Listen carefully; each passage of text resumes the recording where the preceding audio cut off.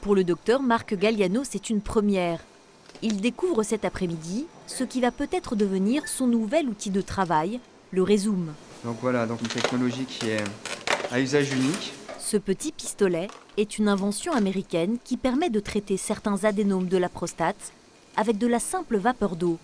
Pour tester ce dispositif, le chirurgien a choisi 3 de ses patients qui remplissaient des conditions précises liées à la taille de leur prostate, à la gêne occasionnée par l'adénome ou encore à l'âge. Nous avons un patient de 60 ans qui souffre de troubles mictionnels depuis quelques années. Donc il prend des médicaments qu'on appelle des alpha-bloquants qui aujourd'hui commencent à devenir inefficaces. Et surtout, il avait une crainte, c'était de perdre son éjaculation. Donc c'est pour ça qu'on lui a proposé cette technologie. Yeah, I understand. En temps normal, pour opérer ces patients, le docteur Galliano utilise le laser ou encore le robot. Pour cette première, un confrère suédois va l'aider. Le médecin connaît la technique sur le bout des doigts. Il a déjà traité plus de 700 patients dans son pays. Là, on a donc le système qui va pouvoir entrer dans la prostate et qui est troué. Et c'est par là que va sortir la vapeur d'eau qui va entraîner une destruction du tissu prostatique. Le traitement agit comme une cuisson à la vapeur. Sous l'action de l'eau, l'adénome va se rétracter, puis, au fil des mois, les vaisseaux qui irriguent la prostate vont se nécroser. La prostate n'est donc plus alimentée, son volume diminue et l'urètre est libéré.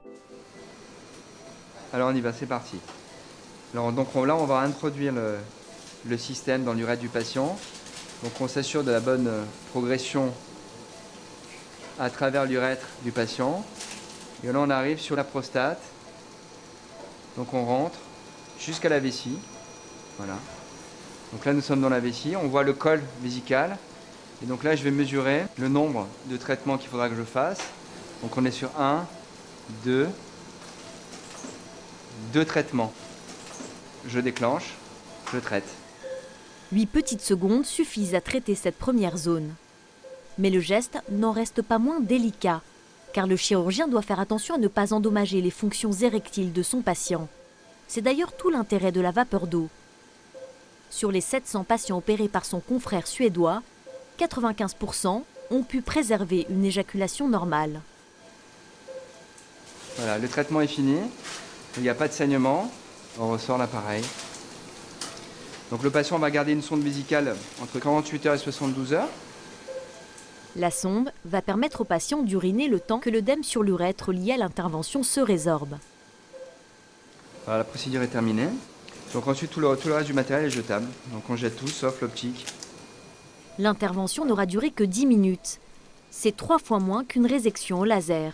Mais en termes d'efficacité aujourd'hui, on n'a pas comparé le Rézoom, cette technologie à vapeur d'eau, par rapport au laser. Donc on ne peut pas dire honnêtement si le Rézoom fait aussi bien que le laser. Donc aujourd'hui, on a le laser, on a le Rézoom, on ne peut pas les mettre sur le même plan d'efficacité chirurgicale. Si cette technique est largement utilisée aux États-Unis par exemple, elle est pour le moment en cours d'évaluation en France.